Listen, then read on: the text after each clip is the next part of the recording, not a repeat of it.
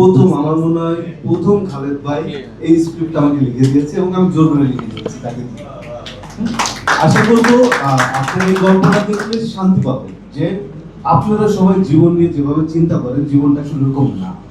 জীবনটা খুবই সিম্পল, সুন্দর এবং আনন্দদায়ক। এই আর কিছু বলার নেই, যা স্ক্রিনে দেখে বুঝতে পারবেন। এটা অপূর্ণ, আপনি কাছের মানুষ, তার এই গল্প।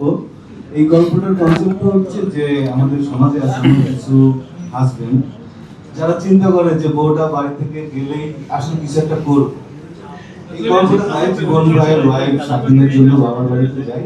যাওয়ার পরে তার চিন্তা থাকে যে আসলে অনেক কিছু করবো, এক্স এর সাথে বা কলিগের সাথে, পাশের গ্রামের স্বামীর সাথে কিছু একটা করবো। তো 7 দিন ধরে সে অনেক ট্রাই করে, আসলে কোথাও সাকসেস হয় না এবং শেষে সে আসলে জেলখানাতেই যায়। উর্বি হচ্ছে একজন সাইকিয়াট্রিস্ট আর আরুষ হচ্ছে একজন ট্রমাটাইজ মানুষ, যার মা হচ্ছে 7 বছর বয়সে তাকে ছেড়ে, বাবাকে ছেড়ে চলে গিয়েছিল আরেকজনের সাথে। তারপর থেকে আসলে কখনো সুস্থ হয়নি। ওইখানে উর্বি হচ্ছে ওকে চিকিৎসা দেওয়ার জন্য আসলে ওকে টেক কেয়ার করে প্রতিনিয়ত।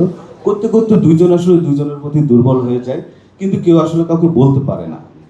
যখন উর্বি হচ্ছে ওকে একটা চিঠির মাধ্যমে জানায় যে আসলে আমি ডক্টর, তোমার মতো অনেক পেশেন্টের সাথে আমার চলতে হয়, কথা বলতে হয়, আসলে তুমি আমার ভালো বন্ধু, বন্ধু হয়ে থেকো।